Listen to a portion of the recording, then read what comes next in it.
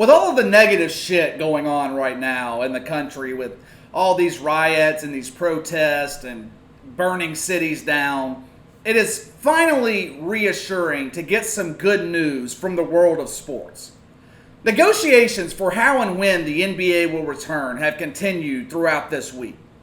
Adam Silver, NBA Commissioner, expected to submit a proposal today to the NBA Board of Governors outlining a return of NBA basketball. Finally. Here's what we pretty much know and what I think is going to happen. All games are going to take place in Orlando at the Disney Wide World of Sports complex. There are going to be 22 teams, an 8-game regular season to determine the final seeds in the playoffs. Teams will only qualify for the regular season if they are within 6 games of the 8th seed when the league shut down back in mid-March. Now that last little bit of only 22 teams qualifying pissed off some of the 8 teams that are left over. They were pushing for the league to have all 30 teams in Orlando, and everyone qualify for the end of the regular season and a shot at the playoffs, which doesn't make any fucking sense to me. Why should the Cleveland Cavaliers get the opportunity to make it to the playoffs? They've won 19 fucking games. Do we really need a regular season and a possible play-in tournament where they have a chance to pull an upset and possibly face the Bucks in the first round of the playoffs? Who in the fuck wants to see Cavs-Bucks in the first round? Most people can't name one player on the Cavs roster. I talked about this last weekend. The NBA desperately needs all of their star players in the postseason. There is no sense in giving a team like the Minnesota Timberwolves a chance at upsetting a team like New Orleans, Memphis, or Portland for a shot at the 8th seed. Last Friday, a majority of general managers in the NBA wanted to jump straight into the playoffs. That's what they were going to vote for. That's what they were pushing Adam Silver to propose. And I would actually support that plan because I want next season to start on Christmas Day. The way the league is outlining the rest of this season, I don't know if that's going to be possible to start next season on Christmas Day. But we'll get to that in a minute. Adam Silver is going out of his way to get Zion Williamson in the playoffs. There is no other reason to finish the regular season and have a play-in style tournament at the end of it. There is no other reason to include 22 teams in the finish of the regular season down in Orlando.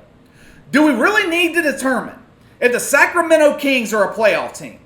They're not. Do we really need to determine if the San Antonio Spurs or the Phoenix Suns are a playoff team? They're not. No one outside of San Antonio or Phoenix wants to see these teams in the playoffs. The play-in tournament that I keep referencing was designed specifically for Zion Williamson. It couldn't be more obvious. Here's why. Here's the caveat. After the 8-game regular season, if the 9th seed, which is what the Pelicans are now, if the 9th seed is within 4 games of the 8th seed, they will enter a play-in style tournament to determine which teams will make the playoffs. The biggest loser in all of this is Ja Morant and the Memphis Grizzlies. If the regular season ended today, they would be facing the Lakers in the first round of the playoffs. Instead, they're going to have to earn their way into the postseason. I know fans in Memphis are going to cry foul, the few fans in Memphis that there are. They're going to claim the NBA is fixing things to get Zion and the Pelicans into the playoffs. And that's just the truth. That's what they're doing. But if the league was never shut down due to the pandemic, I think the Pelicans would have made the playoffs anyway over the Grizzlies. New Orleans had the easiest remaining schedule to close out the regular season. They were 11-8 since Zion had debuted and went through the toughest schedule in the league during that stretch. So New Orleans was going to make the playoffs anyway. There are going to be some ramifications with the way the NBA playoffs are going to be played. I've mentioned this a couple of times. If the Milwaukee Bucks don't win it all this year, Giannis is gone. It is NBA title or bust for the Bucks if they have any hope in keeping Giannis. The pressure is going to be immense on the role players in Milwaukee, and that's basically all they have on their roster besides Giannis. The loss of home court is a big deal to the Bucks. The reward for Milwaukee having the best record in the NBA all year is playing their home games on a neutral court. Top teams like the Bucks have been pushing for the league to give them certain advantages in the playoffs, since their home games will be taking place in Orlando. Listen to this shit that they are proposing. The higher seeded team should be able to designate one player to be able to get 7 fouls instead of 6. The higher seeded team receives an extra coach's challenge. The higher seeded team should be able to transport their actual home court to Orlando to preserve the feel of their home court experience. I know losing home court advantage is a big deal in the playoffs, but fucking really? With these proposals, they are grasping at straws. For one, the majority of the teams in the NBA are not going to approve any of that bullshit. And number two, losing home court is a bigger disadvantage to the lower seeded teams than it is for the more talented teams in the early rounds of the playoffs. How many times have we seen an 8 seed or a 7 seed, maybe a 6 seed, go down 2-0 on the road, get home for game 3, and win that game behind the support of their home crowd? Maybe even win game 4, tie the series going back on the road in game 5.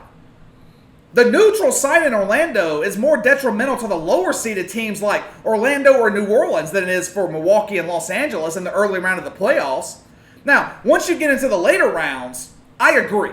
The lack of home court can hurt a team like Milwaukee. But you could make the same argument for Toronto or Boston or the Lakers. So it's pretty much a wash. Since the NBA is going to close out the 2019-2020 season in Orlando, they need to let fans attend games in the arena. This has the potential to be the best playoff field that we have seen in years. It is loaded with young stars and veteran stars. Luka Doncic, LeBron, possibly Zion, Giannis, Kawhi and Paul George, Chris Paul, James Harden, Russell Westbrook, just off the top of my head. The matchups in the games themselves are going to be exciting, but without fans in the arena, I fear it's going to fall flat. Those exciting playoff moments, like Kawhi's game winner last year against the Bucks, I believe it was in game 6. Moments like that are far less memorable without the roar of the crowd after it happens. The atmosphere that the home crowd creates a lot of the playoff moments that we remember. Adam Silver, he led the country in shutting everything down. When the NBA suspended its regular season, it sent shockwaves throughout the country. It was the first time that I really paid attention to the COVID shit. So he needs to lead the way in getting fans back into the arena. I saw something earlier today where Vince McMahon, WWE, was talking about getting back on the road with their wrestling show and having fans back in the arena as early as July or maybe even August.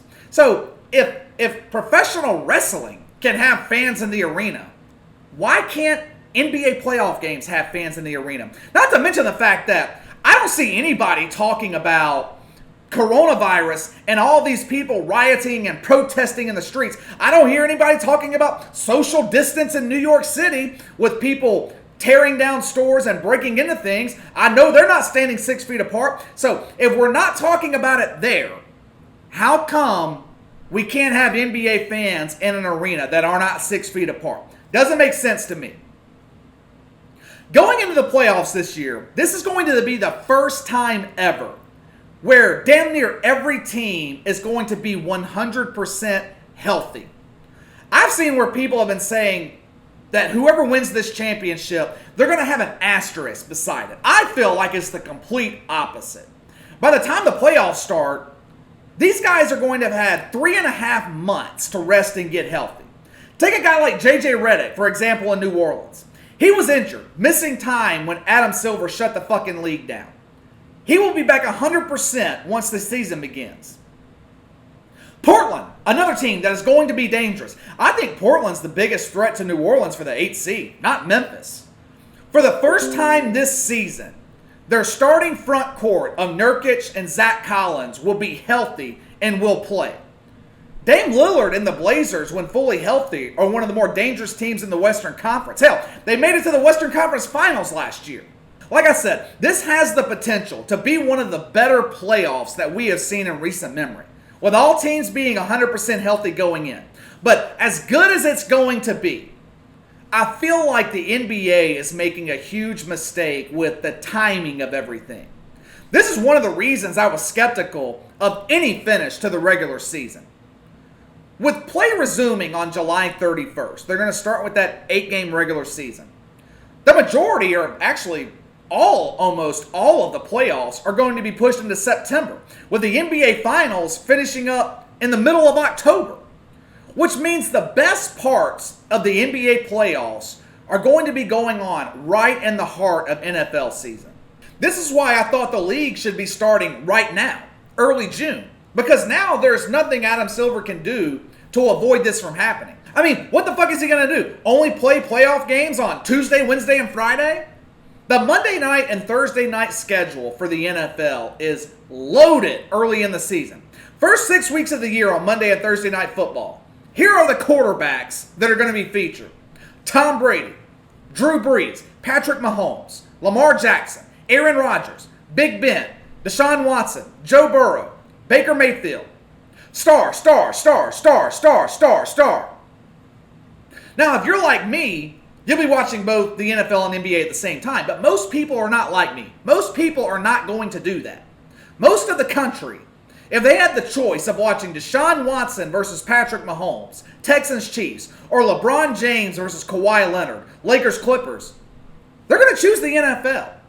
It is going to hurt the ratings for the NBA playoffs in a time where they need to make the most money they can make because of how much money they've lost the past 2 months, 2.5 months. Nothing beats the NFL in this country. The NFL is king. The NBA playoffs are not going to beat the NFL regular season. Not to mention the impact playing this late in the year is going to potentially have on next season. Usually the NBA regular season is beginning in October. This year, the damn thing is ending in October. The league is still hoping to start next season on Christmas Day. I don't know how they're going to make that happen. That is going to be one hell of a short off season. You got free agency you got to handle, the combine, the draft, training camp, preseason. The players are accustomed to having 3, 4, 5 months of an off season. With the schedule that the league is putting together, the off season is going to be non-existent. They're going to jump straight out of the playoffs right into the next regular season with only a few weeks break. Now, is this going to have an impact on star players or players getting injured next season? We don't know. Long term, though. Long term. I think this will be beneficial to the NBA. They have talked for years about a play-in style tournament. Now, they'll get to possibly have one and see how fans react to it.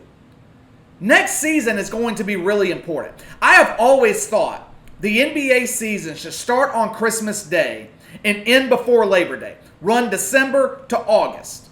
Now, they will have the opportunity to try out that kind of schedule, see if it works, and I think it will work.